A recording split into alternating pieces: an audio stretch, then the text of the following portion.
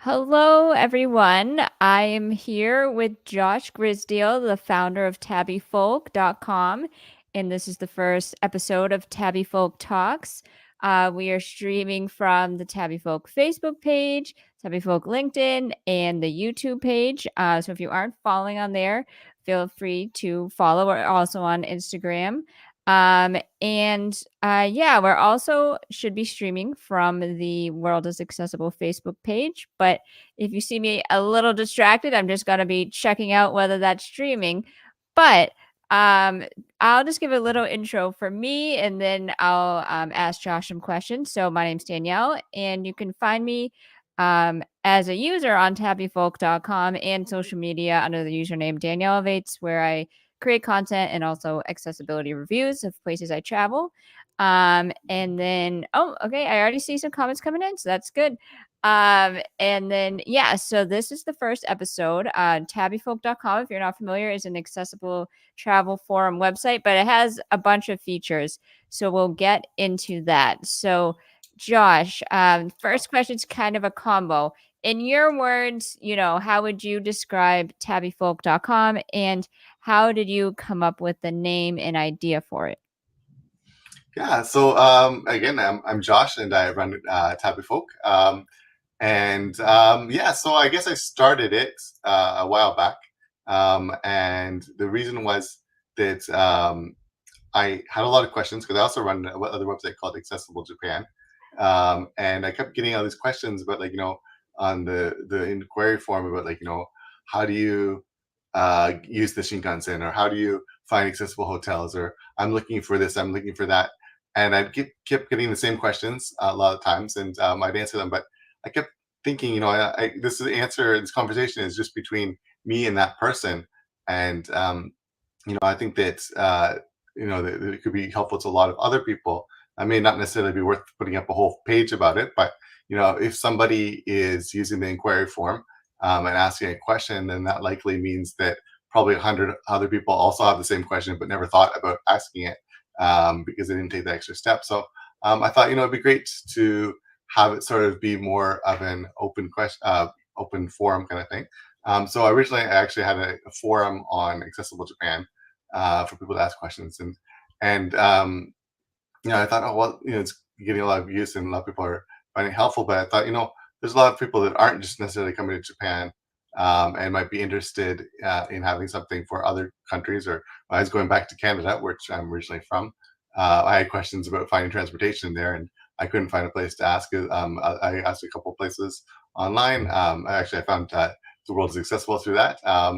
And so I thought it'd be great to have a place, another place for people to ask questions. So that's how it sort of started, and it can hope it's open up to everybody. And so at first it was always just me answering all these questions about Japan, but then the really exciting thing was when the first time I opened it up, because I got to answer that person's question, and I opened up and I found like 3 or 4 other people had already answered for me, and I learned something myself because it was a place I hadn't been to. I was going to start doing some internet research for that person, and they said. And then somebody else says, "Oh, I've already been there. I was there last week, and it was like this or something like that." And it was like, "Oh, wow, this is really something. I learned something new too." And that's going to stay on a record that people can search on Google and they can find it, and hopefully answer a lot of people's questions.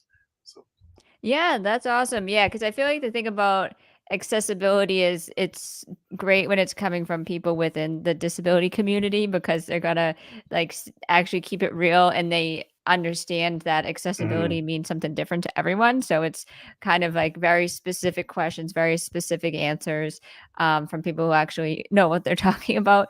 But it's also a lot of like fun stuff too about, traveling and all that. Yeah, so I know I gave you a common question, but I thought the answer was interesting when I asked you off live about the name Tabby Folk.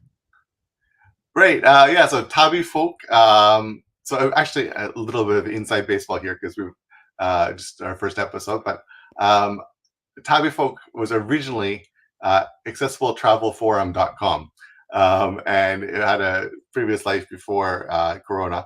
And I thought that well, it was sort of a stand-in name, and I thought, but you think about all the other platforms that exist, and they have these kind of really odd sounding names, but they sort of just become a noun. Like so, like Facebook. If you really think about it, like it's a really odd name to have, or something like, or Instagram, or all these other ones. And so I thought, I want something a bit more catchy, a bit shorter, easier. Also I hated, every time I went to the website, I had to type in accessibletravelforum.com, and it's just too many characters.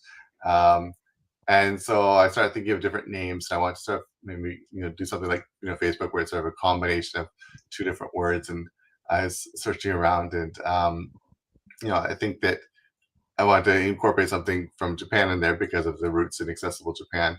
And so in Japanese, to go on a journey is tabi.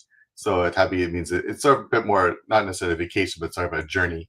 And then I thought, okay, well, we're all people going on a journey, so that's why I put it with English with folk. So it's sort of people, folk on a journey. So that's where the name came from. Yeah, no, that's great. I love the name and the story behind it. And I think everyone likes learning a little bit about a different language. It makes them feel smarter. Like taking on the whole language is hard, but one word at a time is great. So I really enjoyed that story. I find it interesting how business ideas come to be and all of that. So I just figured we'd take a look at the website, and then we can go through some of the features. And if anyone has any questions, feel free to comment them, because I'm seeing them all pop up from all the sites. So I am going to share the screen now and show the actual tabifolk.com. So, okay. So hopefully everyone can see it now. Um, but so this is like the homepage, and I really wanted to show this to the viewers because I feel like when I interact with Tabby Folk, so I create content online, I think it's really great for creators.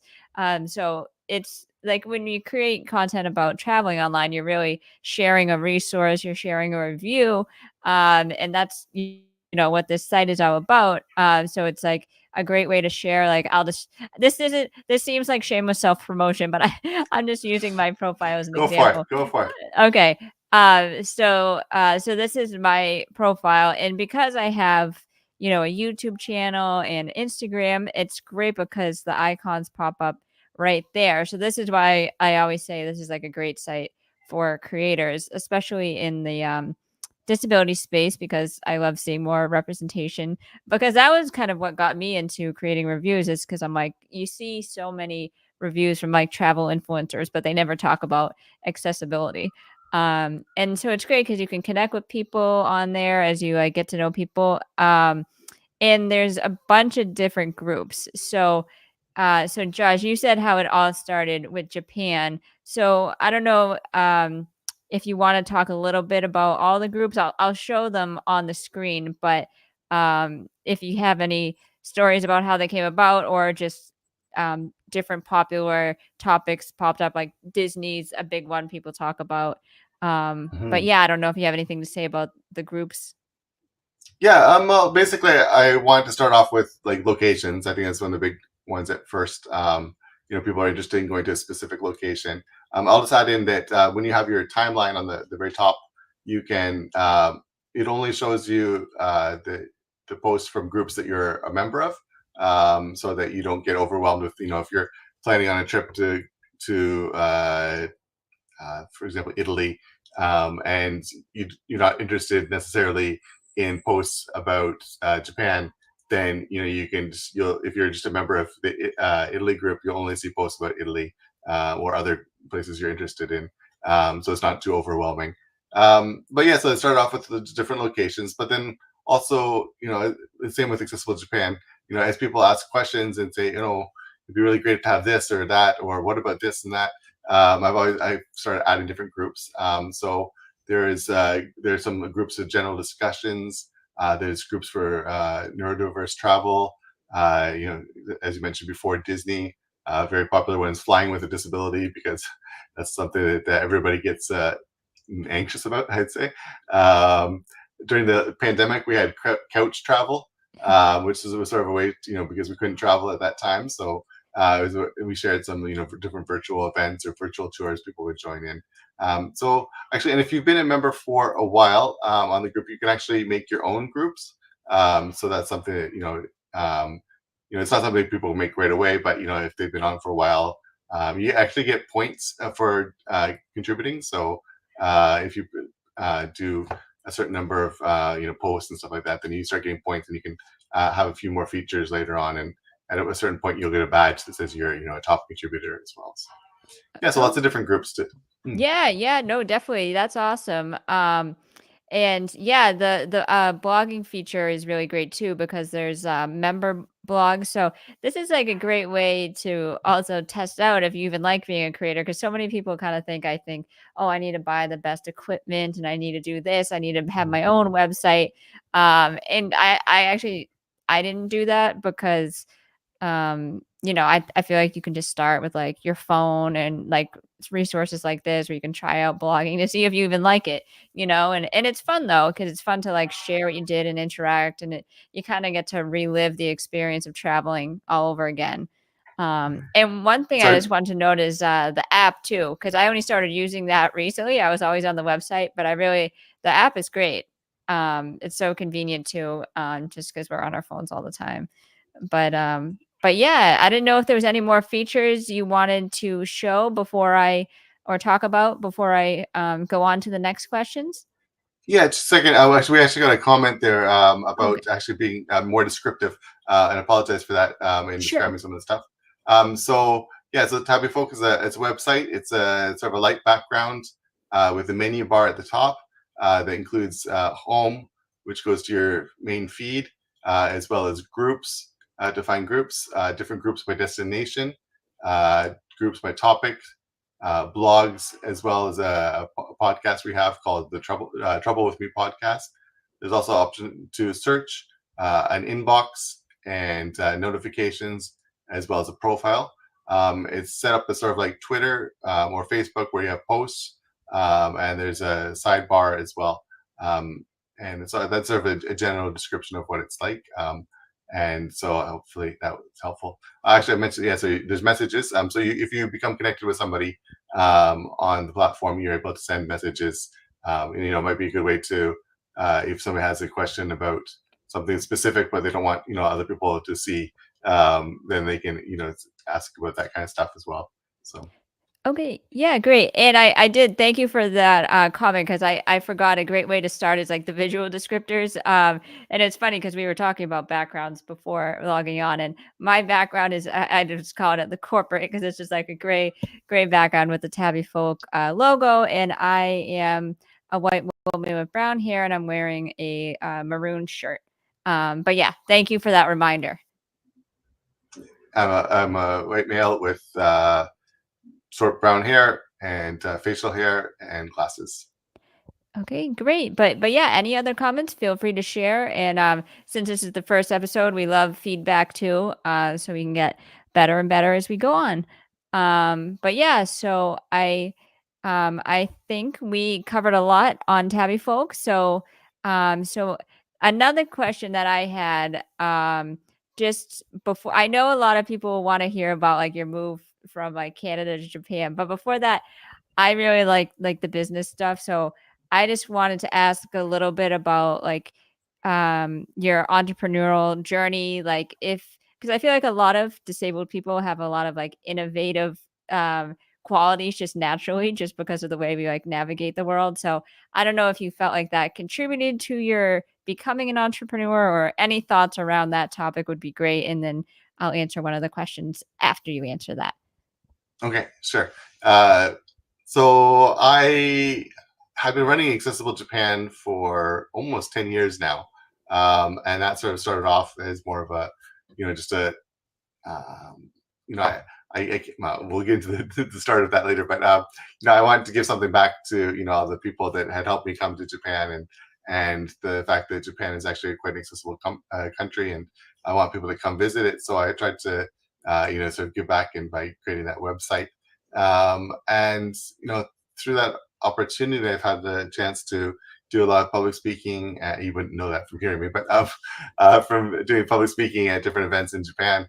And one of the things that I was trying to encourage, tour operators or hotels or something is that there's a real economic benefit to being accessible, and it's not just something you should do to be nice kind of thing, and that if you provide accessible information, if you provide accessible features, then you're going to increase your customer base. And so I kind of felt that I should sort of be walking the walk as well. And if I could make Accessible Japan and TabiFolk my main, sort of like sort of a company into a way to be self-sustaining and sustainable, and they can also possibly then grow. So that's why I wanted to make it into a company. And we did have a question. I'm not sure if that's one you're going to answer that No, sort of leads into yeah. that. No, yeah, that's Yeah, great. from Grant. Yeah, no, that's awesome. Yeah, I just love to hear, how people kind of use what they've learned. And I totally agree about like the economic benefit of accessibility. I think a lot of people don't realize like the figures behind it. And like one of the big ones is like, the boomer population is aging. And it's kind Mhm. of too bad that it takes like getting people to put themselves in the shoes of like, oh, yeah, I'll need that. But sometimes that's what it takes. But then, yeah, there's definitely like I always have US figures because I'm from the US, but like, there's so many ones like the disabled population in the US is like $500 million in disposable income. And, it's like the accessible billion, I should say. And then 56 billion dollars a year spent on travel by disabled travelers. So it's like those are real numbers that are growing. So it's totally advantageous for companies to get on board with that. So we did have a question. Is the website and app completely free to use, and are there additional pay for features? No, it's completely free. That's one of the things I really want to make sure is that it's always free for everybody to use, because I think information should be something that's available freely. But we do have ads on the website to help sustain that. And so if you actually are a tour provider, then you're able to advertise with us as well. However, we want to make sure that they're not icky ads. So we are doing sort of bespoke ads where it's if, something that really relates to the community, there's an opportunity to advertise, but not tracking people all over the web. And yeah, I just searched that 10 minutes ago on so the site. Now, why am I getting ads for it here, kind of thing? So that's how we're doing the support for that. There'll be other ways as well, but we're always going to keep it free for everyone. Yeah, no, Another, that's I awesome. was going to Sorry, say, what I were was you going to gonna say, say? yeah, another thing about the business and disability thing is that I think it's really important to have visibility of disabled owned businesses, and to not only just let people know that there are those that do exist, but they can also act as like an encouragement to other people who are thinking about starting business as well. To see it, if people who have disabilities are running businesses, and that means that they can maybe they can do that as well. So I think that's another reason it's very important. Yeah, no, that's awesome. I heard the phrase like if you can see it, you can be it, so if there's that Mm. representation out there, it can encourage others. And yeah, there's a ton of disabled entrepreneurs out there with great ideas. And it's awesome, the way your ads are set up too, because it's just smart advertising, because the population is talking on your site is talking about accessible travel. For companies in that space, it's a win-win to advertise. But we'll get into Japan because I know people are so interested in Japan, as am I. I've never been. It's definitely on my list. So we have a question. Is Tokyo your favorite city in Japan, or is it somewhere else? And yeah, that was the first part. Yeah. So Tokyo is home to me now. So it's sort of it becomes sort of more the city I live in. It's but at the same time, if I go somewhere, I come back, it always feels like I'm back home in Tokyo. And there's definitely advantages. It's the biggest city in Japan by far, so that means it's sort of also the most developed in terms of accessibility. It's also the most opportunities for different well, I think we'll talk about food a bit later, but lots of different multicultural stuff as well, and great things to see. But there are other places I love to visit in Japan for sure. Yeah, would you say because it's the most major city that it's also the most accessible? I would say so, yeah. So, like, for example, transportation. Um, in Japan, there's the law requires that a train station or subway station with more than 3,000 daily users must have an accessible route. Now, 3,000 users sounds like a lot, but in Japan, that's pretty much all of them. So that means that because of that, in Tokyo, I think we have well over 1,000 stations, and 96% or more of them are accessible. So it's definitely the easiest to sort of pretty much go where you want independently compared to a lot of other places. The smaller you get in Japan, of course, the harder transportation becomes. Yeah, I'd say that's pretty similar to most places. Like the further away you get Mhm. from the hubs, the resources kind of dwindle. And but yeah, 3,000. Every time I see a video of Japan, just like people, people, people. And Tokyo, I should Yep. say. So it probably takes 10 minutes for 3,000 people to go through. But what was accessibility one of the main factors that prompted your move? And like, how old were you when you decided to move?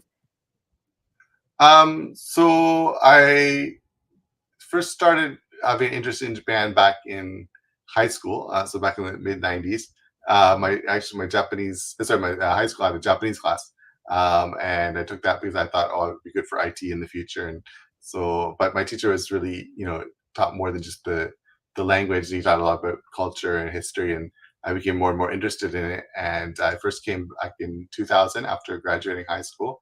At that time, there's absolutely no information other than maybe at the back of a Lonely Planet book that would say something about it's very difficult in a wheelchair, best to avoid or something like that. But I decided, it's something I wanted to do. So my parents really encouraged me, and I came with my dad. And I was surprised it was much more accessible than I thought. And I kept coming back. And every time I came back, it was more and more accessible. There's things I couldn't do before.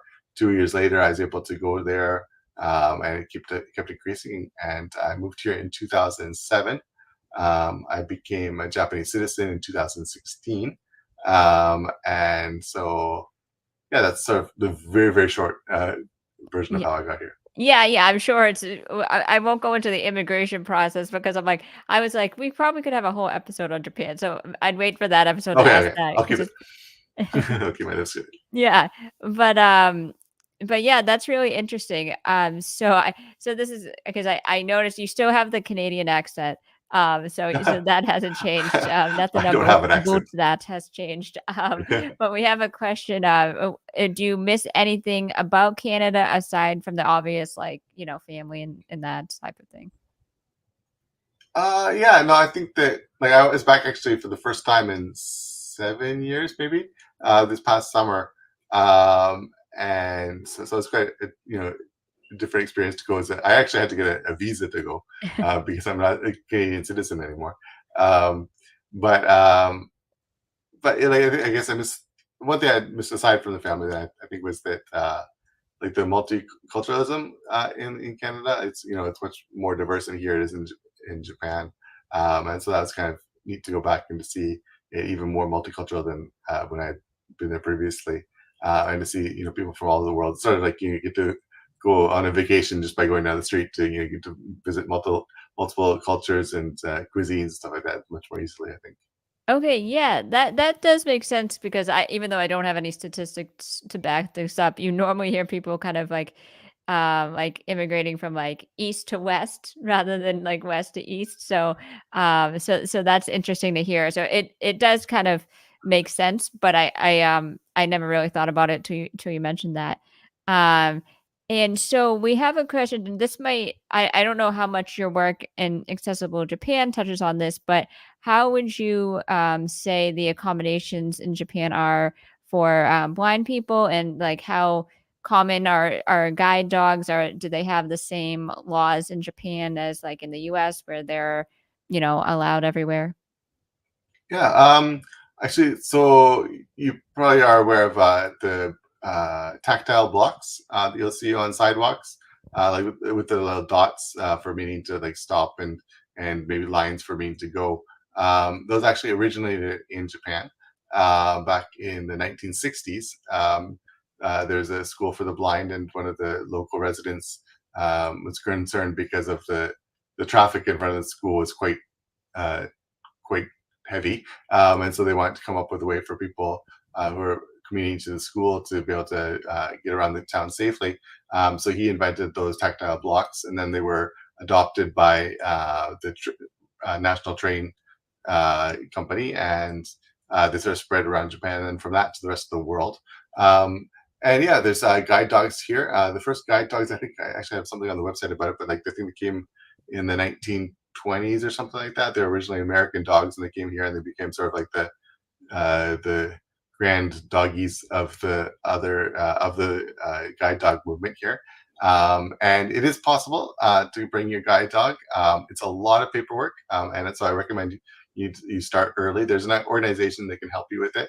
It's listed on the Accessible Japan website. That has a lot of good, the basics to do it. But it is definitely possible, but a lot of planning and not something you can just do on spur of the moment. Okay, yeah, that's great to hear. And it's that was a really interesting fun fact about the tactile blocks. I wouldn't have known that.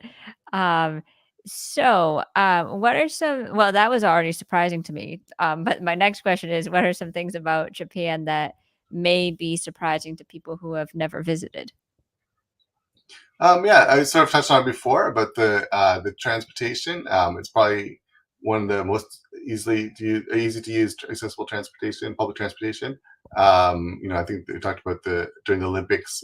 There's the ones at Olympics and Paralympics in Tokyo, and then the ones in Paris. And I think it's something like, as I mentioned before, 96% of the stations in Tokyo are accessible, whereas in the Paris Olympics, I think it's something only like 4 to 6% were accessible.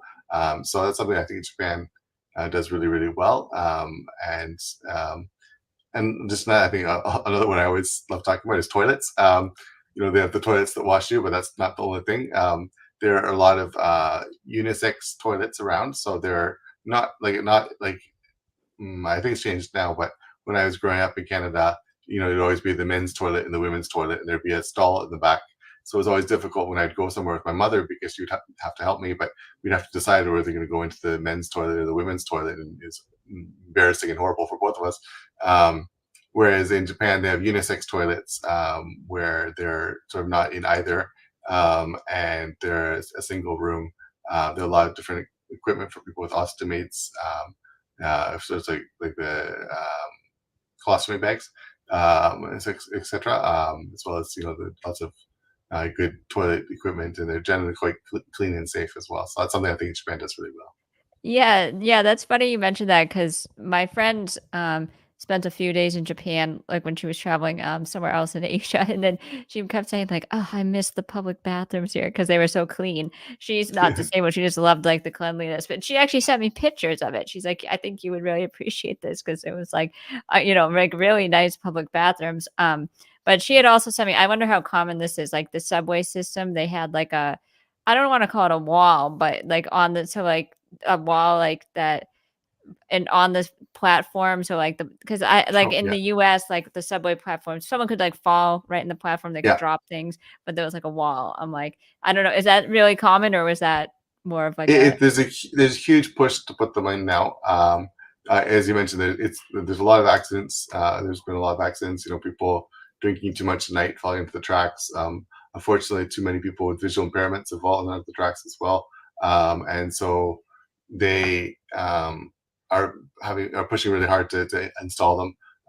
It can be a bit difficult because not all the trains are the same length, and not all the trains have the doors in the same position. But they've increased them quite a bit, especially before the Olympics and Paralympics. So I'd always felt unsafe in my wheelchair as well, walking on a narrow pathway. Somebody's looking on their phone, might not notice me and bump into my controller on my wheelchair and push me into the tracks. So I'm very grateful now that they have those, and they definitely make a huge impact. Yeah, yeah, no, definitely. And if she had never showed me that, I wouldn't even have known those existed. So that like people do say like the train system in the US is like so far behind other countries. And like when I see that, I agree. And I think train travel is like it can be a really great way to travel. So yeah, I'm a little jealous of that. Cause yeah, the first thing I think of too is like drunk people, like they're always like, in the subways. So it's yeah, I think that that is great that they have that and that they're working to increase it. Let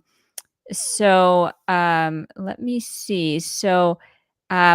There's a couple questions, but I wanted to just ask the one I wrote down, and then I'll exit my questions and leave them for the guests. But so I'm a non-foodie. I always admit that in my vlogs. I'm like, oh, this is not. I'll show you the food, but I know a lot of people love like Japanese food, and they look forward to that. Like anywhere they travel, some people. Mhm. So like if someone like so it's again I me with the two-part questions. If someone like me who's like a non-foodie who eats like very plain, like were to visit Japan, like how much trouble would I have finding like, let's just say, like Italian food, like pasta with tomato sauce? It's nothing fancy, but like I don't know there if that's like considered, Yeah. you know.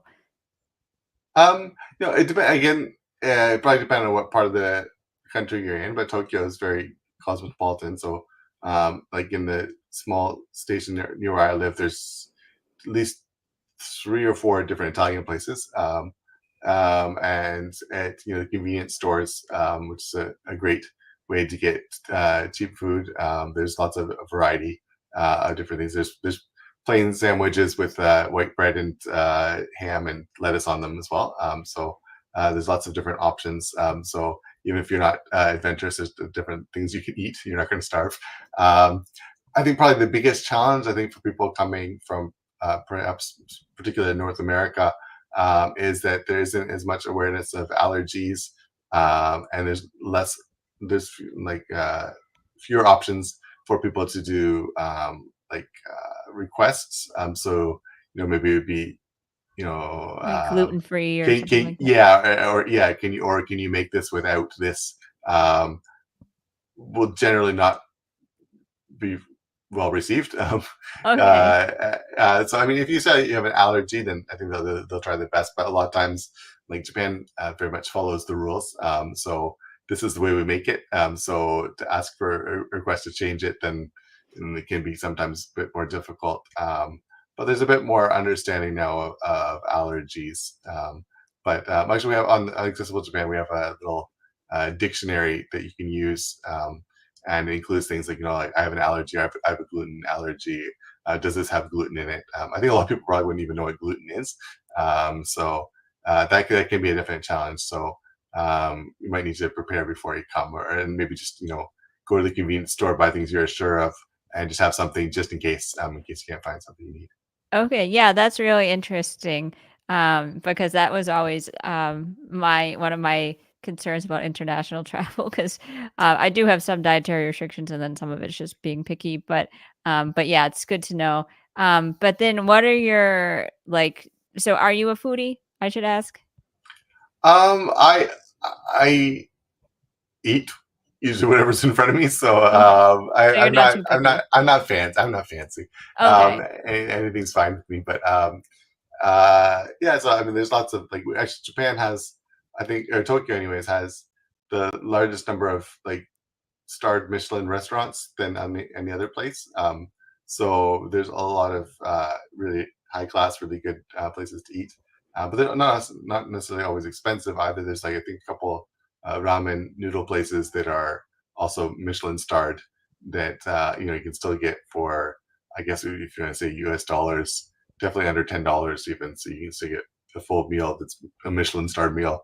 You probably have to wait in line for an hour or two, but you can still do that. Oh wow, that's super interesting. Yeah, I only have like an appreciation for the Michelin stars after watching The Bear, but I don't know anything they make on that show, but I appreciate the work it takes to get a star a little bit more. Um so going back to the transportation for a bit.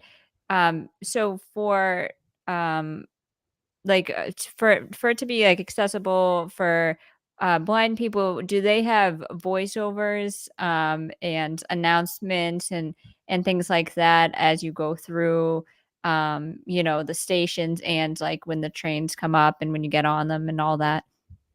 Yeah, I mean, it's not my area of expertise, so I don't want to speak out of line. But uh, for example, and I should also distinguish that you know there's a lot of good improvements for people with visual impairments that are native Japanese speakers, as opposed to travelers.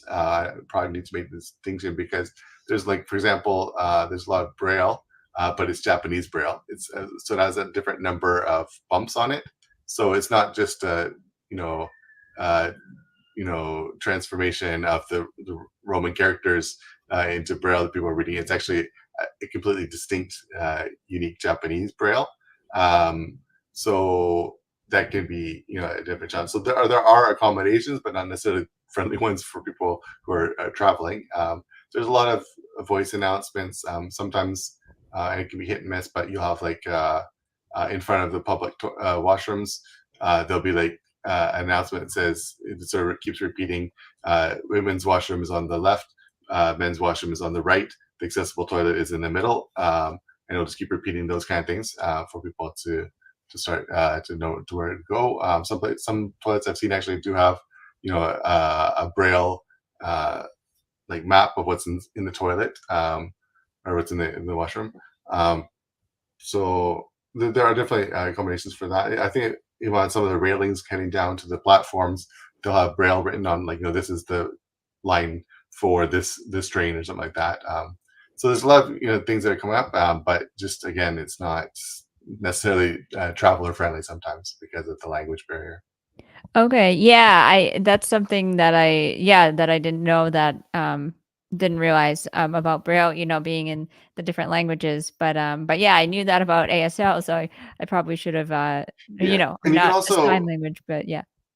Yeah, you can also like it's a sign language. Well, it's a Japanese sign language. It's not Yeah, ASL, so I there's know. another one. I But yeah, they have they'll have writing boards as well for people who are hearing impaired. So you can communicate that way. Though most people probably use their cell phones now. Um, but also like for wheelchair users, but also for people with visual impairments. If you want to be taken to the train, you can request that when you get on.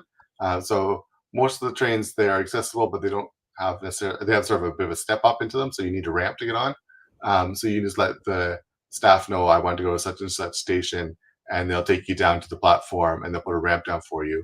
In the same way with somebody who is visually impaired, if you ask them to guide you, somebody will guide you to the destination, to the train you're going to get on, and then they'll call ahead to the station you're going to, and somebody will be waiting there to help guide you afterwards as well. Okay, that's great. Would you say like the staff, I know it could be hit or miss depending, day or station, but generally are they pretty available and helpful? Yeah, for sure. So there's a staff shortage, just pretty much like anywhere else in the world lately. In certain areas, there's not enough staff, so it can mean a bit of a wait. Yeah, especially like if it's a big station, you might end up waiting 10 minutes for somebody to come and help you. But other stations is pretty much immediate. So, but the staff are pretty good. They're also required to undergo diversity training once a year, I believe it is. So they're quite regularly trained on that as well. So Okay, that's great. So I have two more questions, and one, I want to say any questions that don't get answered, Josh will answer them on TabiFolk.com. So if you think of any after the fact, we will be posting a post about this webinar on TabiFolk.com, so you can sign up, and then we can have Josh answer all the questions on there. So this one may be more complicated. I don't know, but you can decide if it's okay. going to be more research and written out. But if it's a quick answer, the question was before you became a citizen, like while you were still living in Japan, did you need a private health insurance or did you qualify for the public health insurance? Okay, so that's pretty fairly easy. It's not related to your citizenship. So it's related to your residency status. So if you are a tourist, you're not in the national insurance program. If you're a resident, so if you're there on a working visa, that's included, or a student visa, then you are enrolled in the healthcare system, and you can use it just like anybody else is living there. Okay, great. Um, and then so this is another one. Are the arenas and the venues for like concerts and things, are those generally do they generally have like accessible seating sections? The question was specifically about grand sumo tournaments, but I don't know like if you know specifically about that or just in general you can comment on whether there's I seating. can, yeah, I can comment on both. Arenas in general, there's definitely accessible seating available. I think actually one of the things that was great about having the Olympics and Paralympics was that the Olympic Stadium had to be built to Olympic and Paralympic standards, which meant there quite a number of accessible seating areas as well as toilets. And so that's one thing that's been really praised, and which is really good because it sort of now sets a standard for other arenas that will be built in the future. Because up until now, like there have been maybe a few spaces available, but not necessarily that many. Now that there's people have had a taste of a lot of accessibility, then it's easier to demand like, well, it was done at this place, you can do it here as well. So I'm hoping to see a big change in that. For example, like for concerts and stuff like that, sometimes you don't always get the best seats, and you don't also get a choice sometimes.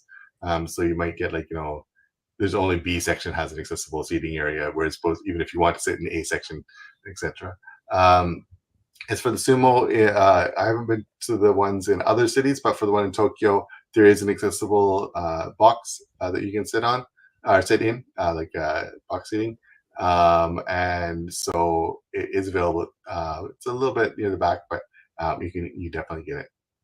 Okay, that's great. Yeah, and I definitely hope that they increase, the seat. I say that for like most of our concert venues here. I'm like there's like so few, so you have to like really fight for the log in and if you're trying to get a concert ticket. But yeah, but I'm glad that, the Olympics and Paralympics kind of set the standard.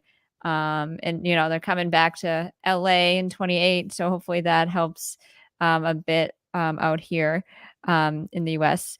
And then so one last question. This kind of combines Anthony's question and one that I had like have you traveled to other countries and then like how would you if if you have that's so have you, traveled to other countries? And then I'll give my follow-up question. Yes, I've been to other countries. Usually, I think it was mostly when I was younger, going to the States and stuff like that, and England as well. So a few other Okay. countries. Yeah. Okay, nice. So how would you, like, compare their accessibility to, Canada and Japan? I think that no, there's no way to say this country is good, this country is bad. Yeah. Accessibility. I think that it really comes down to different areas. So, for example, like I mentioned before, Japan is really good at public transportation and accessible toilets or something like that. But maybe not necessarily as good at being more, you know, inclusive in other areas of society. Whereas maybe in the States, again, I wasn't a resident, so I can't really comment on that, but, or we'll say Canada then, where they're quite progressive in a lot of ways in terms of like integration in society and making, all experiences, at least more open.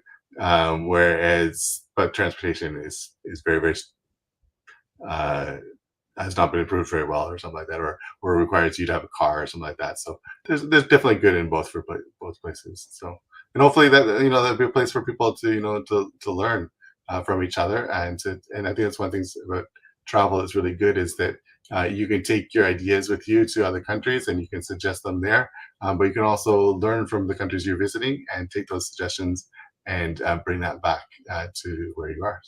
Yeah, no, that's a great answer, and it depends so much, like you said, like what part you go to, because the U.S., like I live in like the Northeast, but we're like completely different than like the South in like some ways. So it's like the South of U.S. So yeah, this like it so much just depends. Like even the weather, can affect a lot, where you are. So, but I think you really said it best. It's like all about taking like what you learned and that's a great way for us to wrap up because you can take what you learned, share it on TabiFolk.com, and then, connect with other travelers and share ideas and for trips for the future or, and or just learning because there's some trips that I was like, yeah, I don't think I'd ever want to go to Antarctica, but I still like reading about it. So that's what's great about TabiFolk.com. So I will wrap it up with that. But if you have any other questions, feel free to submit them. We will answer them on TabiFolk.com. And so this webinar series will be continuing. So make sure to follow on, the social medias for announcements for that because we got some great guests lined up. And yeah, any final words, Josh, before we end it? Well, I think that a great way to make the world accessible is to get out and be active. And by traveling, and you can make an impact just by going to different places, whether that is across the other side of the world or just down your street, just being seen to let people know that people with disabilities are active members of the community and that accessibility can help us become even more active and to give back in that way. So I think that my final question is point to everyone is to go out and go on a journey and impact your world. Oh, I love that. Okay, great. Well, I'm saying good night, but I know it's Josh's morning in Japan. So wherever you are, I hope you have a nice rest of your day. And we'll see you again. Okay. All right, thank you Thanks, very much, everyone. Danielle.